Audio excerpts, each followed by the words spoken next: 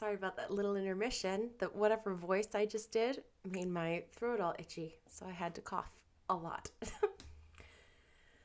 Mrs. White rose and with a set face carried the hysterical, writhing Loretta out of church.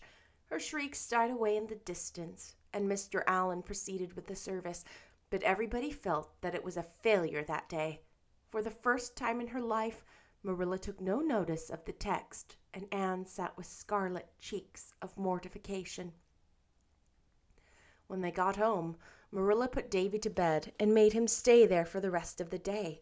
She would not give him any dinner, but allowed him a plain tea of bread and milk.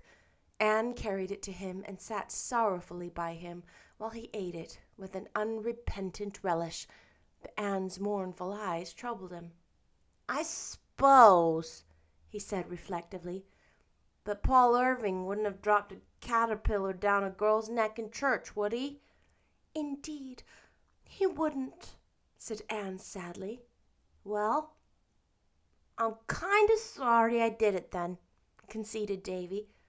"But it was such a jolly big caterpillar. It picked him up on the church steps just when we went in. It seemed a pity to waste him. And say, wasn't it fun to hear that girl yell?" Tuesday afternoon, the Aid Society met at Green Gables. Anne hurried home from school, for she knew that Marilla would need all the assistance she could give.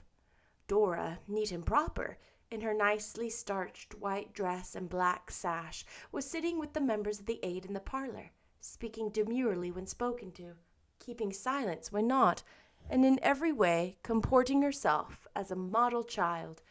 Davy, blissfully dirty, was making mud pies in the barnyard. "I told him he might," said Marilla wearily. "I thought it would keep him out of worse mischief. He can only get dirty at that. We'll have our teas over there. We call him to his. Dora can have hers with us, but I would never dare to let Davy sit down at the table with all the Aids here." When Anne went to call the Aids to tea, she found that Dora was not in the parlor. Mrs. Jasper Bell said Davy had come to the front door and called her out.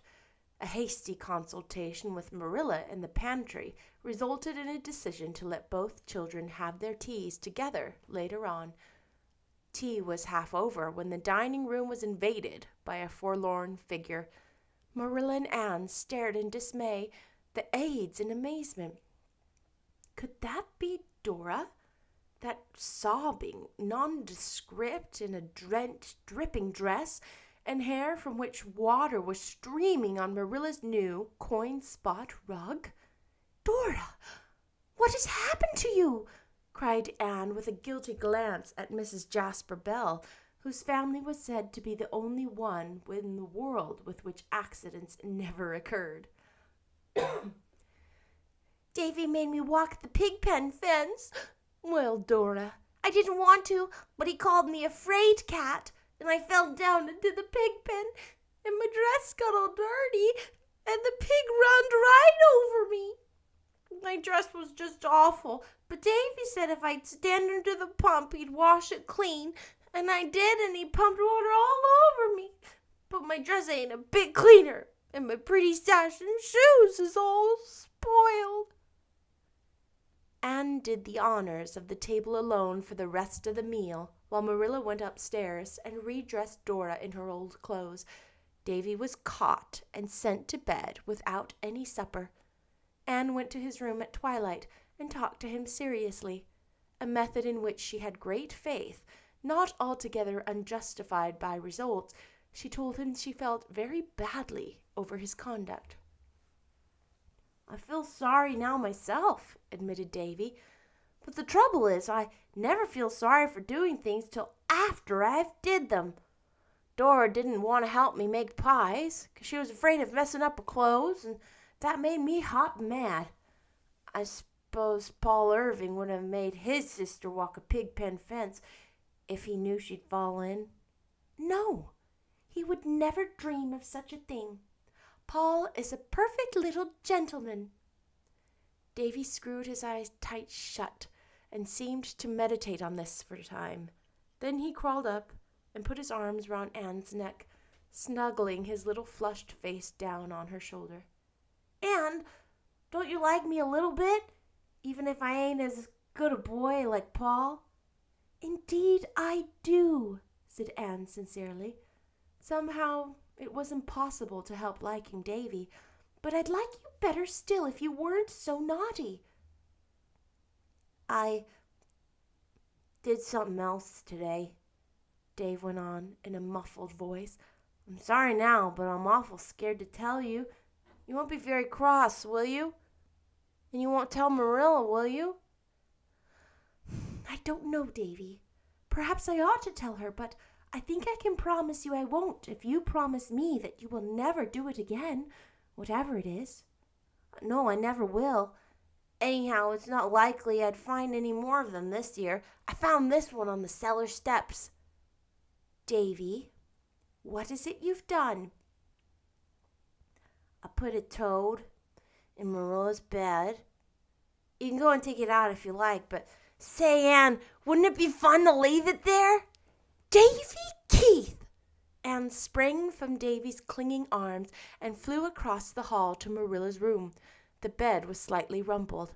She threw back the blankets in nervous haste, and there in very truth was the toad, blinking at her from under a pillow. "How can I carry that dreadful thing out?" moaned Anne with a shudder. The fire shovel suggested itself to her, and she crept down to get it while Marilla was busy in the pantry. Anne had her own troubles carrying that toad downstairs, for it hopped off the shovel 3 times, and once she thought she had lost it in the hall. When she finally deposited it in the cherry orchard, she drew a long breath of relief. If Marilla knew, she'd never feel safe getting into that bed again in her life. I'm so glad that little sinner repented in time. There's Diana signaling to me from her window. I'm glad. I really feel the need of some diversion, for what with Anthony Pye in school and Davy Keith at home, my nerves have been about all they can endure for one day. Cute.